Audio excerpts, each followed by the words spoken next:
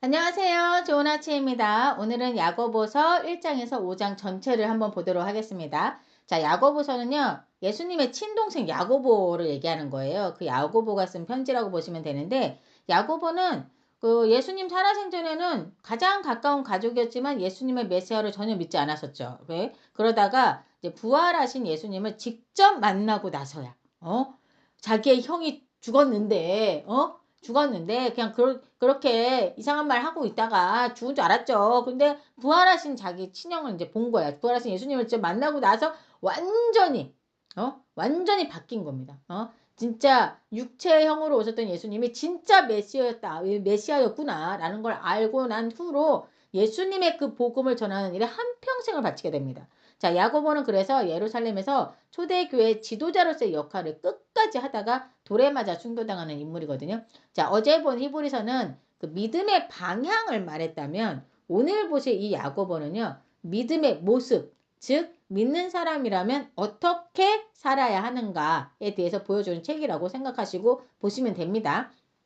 자, 1장을 한번 볼게요. 2절에서 내 형제들아 너희가 여러 가지 시험을 당하거든 온전히 기쁘게 여기라 라고 말하고 있죠. 그러니까 한마디로 믿는 사람들에게도 시험과 어려움은 온다 라는 사실을 먼저 깔고 시작하는 거예요. 자, 왜 서두부터 이 말을 하냐. 그건 그 당시 그리스도인들이 예수를 믿는다는 이유로 가난해져야 했고 또 흩어지고 마음까지 지쳐 있었기 때문에 그래서 야고보는 이 고난이 하나님이 너희를 버렸다라는 증거가 아니라 오히려 믿음이 자라나는 과정인 거다라고 말하고 있는 겁니다. 그러니 조급해하지 말고 하나님께 지혜를 구하라는 거죠. 자, 그리고 중요한 말 하나 더 하는데 말씀을 듣기만 하는 사람이 아니라 그 말씀을 삶으로 살아내는 사람이 되라고 하고 있는 거예요. 자, 야고보가 이렇게 말하는 이유는 되게 단순합니다.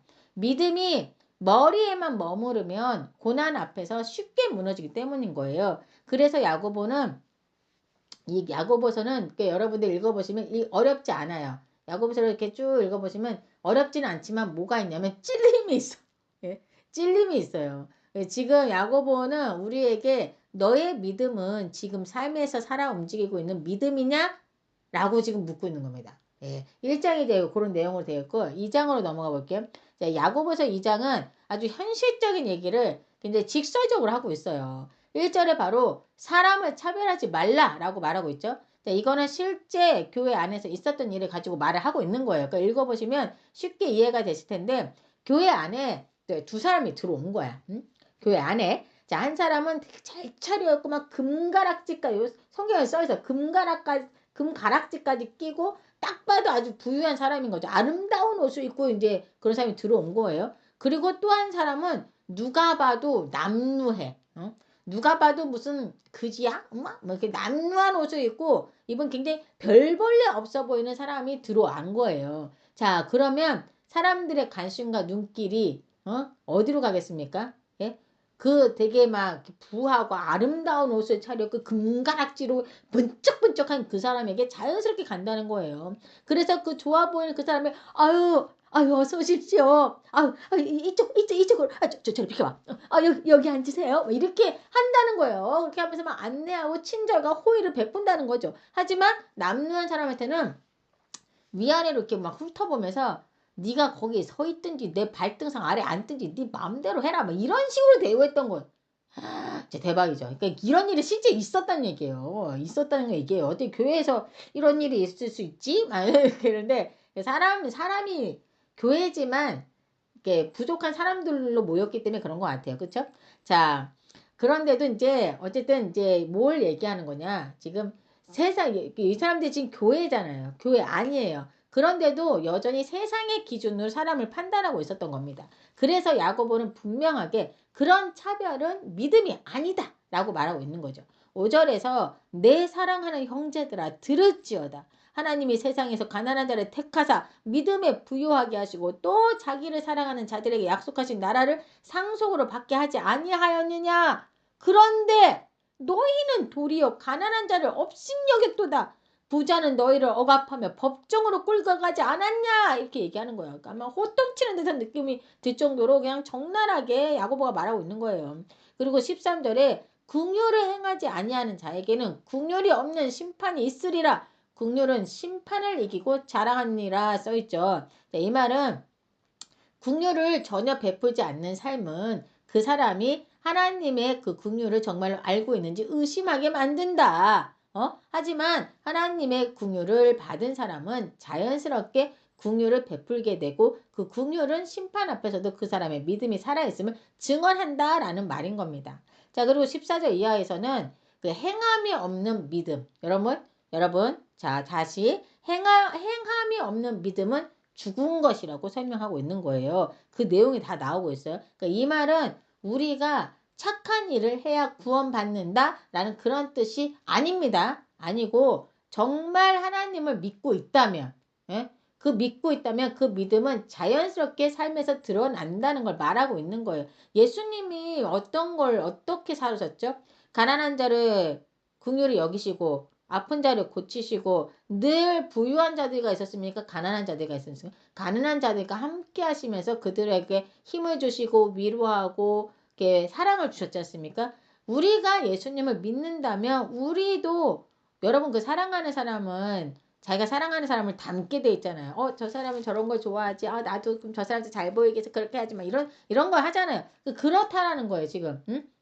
우리가 진정으로 하나님을 사랑한다면 우리도 하나님의 그 삶을 하나님의 보여주신 그 말씀대로 살려고 한다는 거죠. 예? 여러분들의 믿음이 진짜라면 여러분들은 여러분의 행동이나 삶의 태도를 보시면 알아요. 남이 판단할 것도 없어요. 여러분 스스로가 알 수 있어요. 내 거, 내 돈, 내 공간, 내 자녀, 내 자녀, 뭐 우리 집, 우리 가족 이것만 보시면 과연 그 사람에게 진짜 예수님을 믿는 믿음이 있는 걸까? 라는 의심을 하게 만든다는 겁니다. 이해되셨죠? 자, 이제 3장으로 넘어가 볼게요. 3장 1절에서 내 형제들아 너희는 선생된 우리가 더 큰 심판을 받을 줄 알고 선생이 많이 되지 말라 라고 얘기하고 있어요. 이게 뭔 소리지? 하고 봤더니 그 당시가 여러분 교회가 막 생기던 시기였기에 말씀을 가르칠 사람은 많이 없었던 거예요. 자, 그러다 보니까 조금만 아는 사람도 자기가 막 가르치려고 했고 그 말로 영향력을 행사하는 사람들이 많아졌던 겁니다. 그래서 지금 야고보는 아무 준비 없이 쉽게 선생이 되려고 하지 말아라. 너희는 너희가 말한 그 말들의 책임을 져야 한다. 라는 경고에 가까운 말을 하고 있는 건데요. 자, 왜냐하면 여러분 잘못된 말 하나가 아시죠? 공동체 전체를 흔들 수 있기 때문인 거예요. 사실 그래서 저도 그 늘 회사 동료에게 막 쉽게 성경 이야기를 막 무슨 재밌는 이야기 해주듯이 했었어요. 아니 글쎄 그거 알아 언니?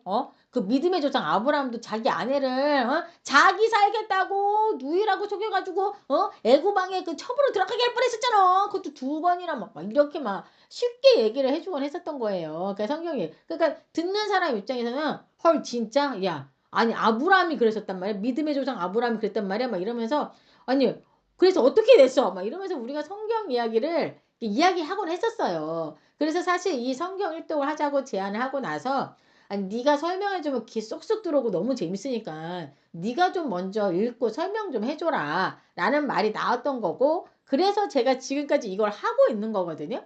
근데 그렇게 그러니까 쉽게 생각을 한 거야. 쉽게 말을 해가지고 이제 그렇게 그래 뭐 한번 해보지 하고 해서 시작을 하긴 했는데 이게 시작하다 보니까 이게 어쨌든 다른 사람들한테 정보를 알려주는 거잖아요. 얘기를 해주는 건데 여기 잘못된 정보를 주면 안 된다는 생각이 너무 저한테 딱 박힌 거예요. 그러니까 너무 조심스러운 거예요. 그러니까 어떻게 합니까? 막 공부를 하지 않을 수가 없는 거야. 왜냐면 이 말이 내 말이 틀리면 안 되잖아요. 그러니까 내 말이 이게 내 생각이 이게 맞나? 이걸 자꾸 검증해야 되고 또 다른 것도 공부하고 계속 이렇게 되는 거예요. 그게 쉽지 않더라고요. 그래서 열심히 공부하고는 있는데 그럼에도 불구하고 아직은 미숙해서 실수할 수도 있고 여러분 그럴 수 있습니다. 그래서 우선은 제가 하나님께 맡기고 기도하면서 하고는 있어요. 하지만 실수하더라도 좀 틀린 말을 하더라도 이해하시고 그런 걸 딱 아시면 들으셨다가 이거 아닌데 라는 생각이 저한테 늘 바로바로 피드백을 해주시면 제가 바로바로 수정하도록 하겠습니다. 예, 감사한 마음으로 수정하도록 하겠습니다. 자, 사실 지금 이 얘기 하다가 이제 얘기했는데 말에 대해서 얘기하다 보니까 선생을 하지 말아라야 이렇게 얘기한 거잖아요. 너희가 말한 거에 책임을 져야 된다. 그러니까 선생은 많은 좋은 얘기들 해주겠죠. 그 좋은 얘기를 했다면 자기도 어떻게 그렇게 살아야 되잖아. 근데 그게 어떻게 말한 거랑 내가 행동하고 일치하지는 않지 않습니까? 그러니까 큰 책임이 따른다라는 걸 얘기해 주는 거죠. 사실 지금 이 시대에도 항상 뭐가 문제냐면 이놈의 말이 문제잖아요. 여러분 아시죠? 그리고 내 마음이 평안할 때, 어쨌든 내 마음이 평안할 때는 그나마 말이 좋게 나가. 그런데 문제는 내 속이 시끄럽고 막 힘들고 막 그러면 어떻게 됩니까? 굉장히 예민해지잖아요. 그러면 어떻게 말이 어떻게 나? 굉장히 공격적으로 나가게 되고 칼로 찌르듯이 나도 모르게 나도 나중에 후회를 하지만 날카로운 말을 하면서 상처를 주는 말들을 많이 하게 되지 않습니까? 그래서 야고보는 3절에서 하는 내용이 말은 아주 작은 것이지만 사람의 인생과 공동체 전체를 흔들 수 있다.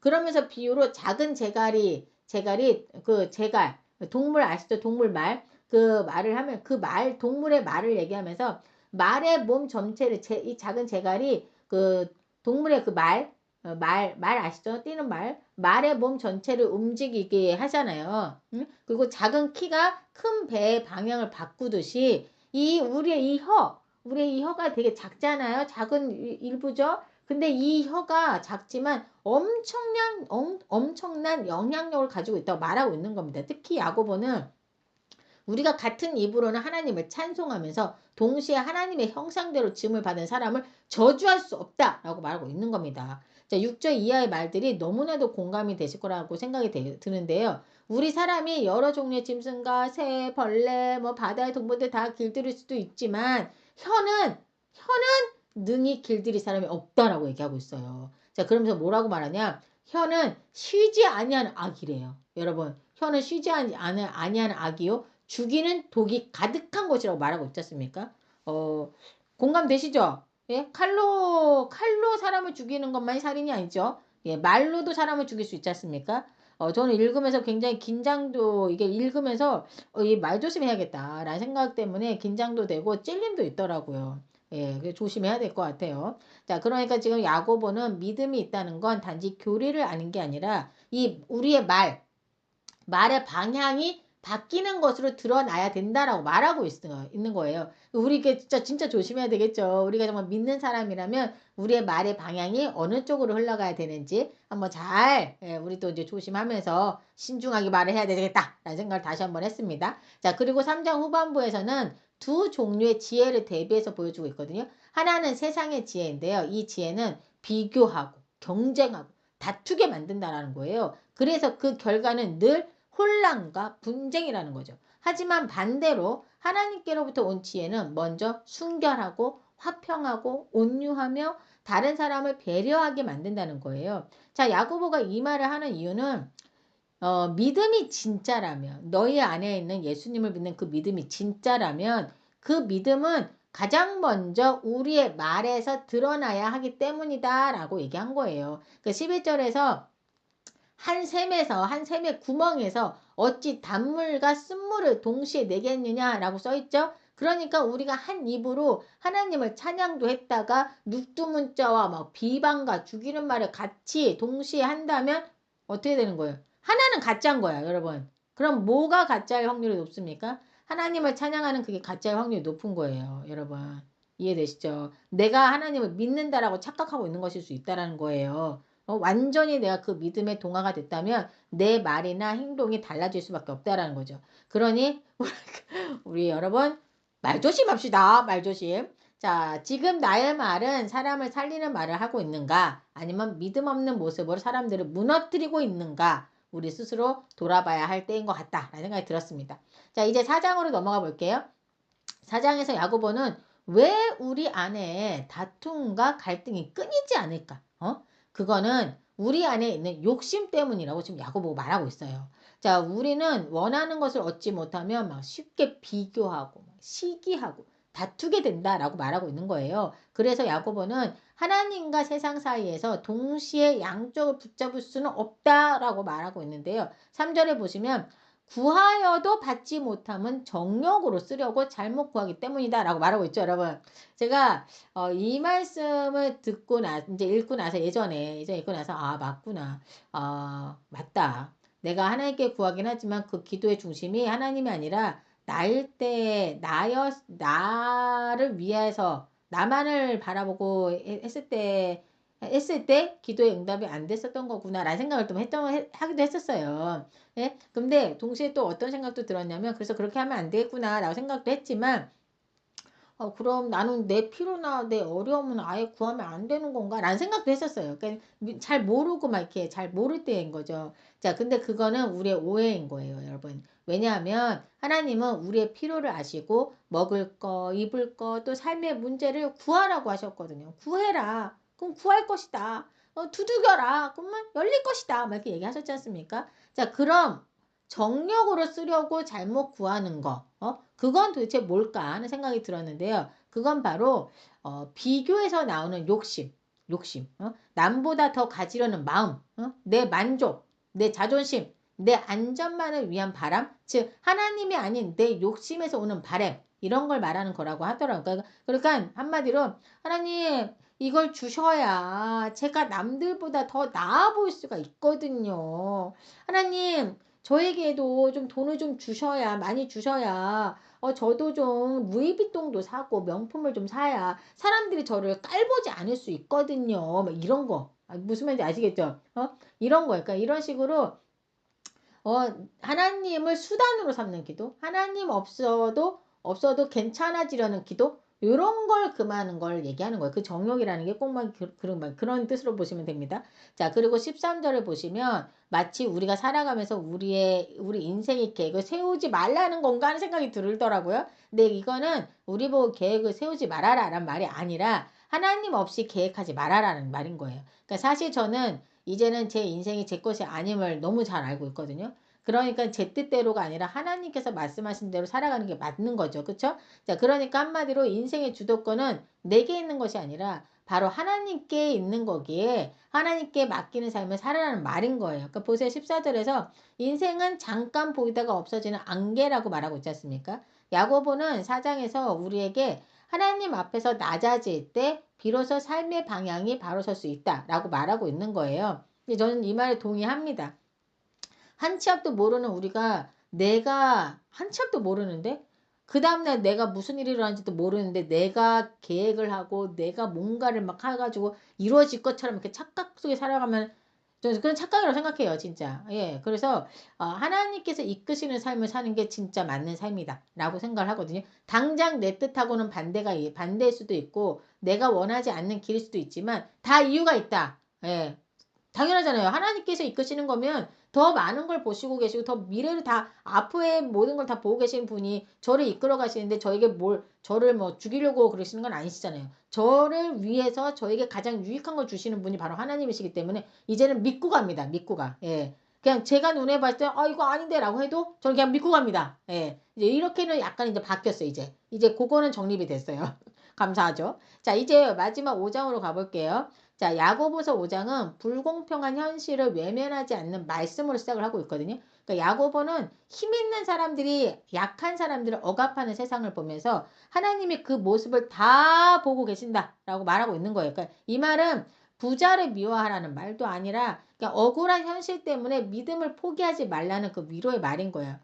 그래서 야고보는 주님이 오실 때까지 참아라 라고 말하고 있는 겁니다. 이 참음은 아무 말도 하지 말고 버티라고 얘기하는 게 아니라 끝이 있다는 걸 알고 견디는 인내를 말하고 있는 겁니다. 그래서 농부 이야기, 욥의 이야기를 막 예를 들어서 하고 있는 거예요. 하나님은 마지막 장면을 다 알고 계시잖아요. 알고 계시기 때문이라는 거죠. 이어서 야고보는 말의 중요성을 다시 한번 강조합니다. 고난 속에 있을수록 말이 흔들리기 쉽기 때문에 있는 그대로 정직하게 말하라고 얘기하고 있는 거죠. 자, 13절 한번 볼까요? 너희 중에 고난당하는 자가 있느냐? 그는 기도할 것이요. 즐거워하는 자가 있느냐? 그는 찬송할지로다. 그리고 14절에서도 병든 사람은 혼자 버티지 말고 공동체를 부르라고 말하고 있는데요. 야고보는 믿음이 개인의 싸움이 아니라 함께 붙들어주는 삶이라고 말하고 있는 거예요. 그러니까 마지막으로 야고보는 이렇게 마무리하고 있습니다.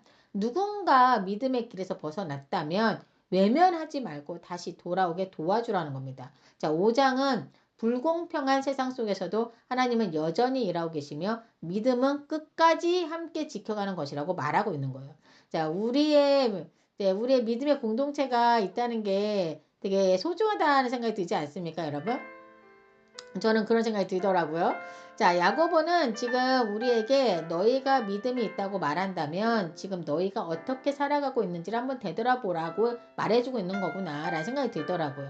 여러분의 삶의 태도 그리고 여러분의 입에서 나오는 말이 어떤 말들이 많은지 우리 한번 오늘 곰곰이 한번 생각해보는 시간도 한번 가져보면 좋을 것 같습니다. 이 시간 다 같이 기도하고 마무리할게요. 하나님 감사합니다. 말로만 하는 신앙이 아니라 삶으로 드러나는 믿음을 가지고 사는 게 어떻게 사는 것인지 보여주심에 감사를 드립니다.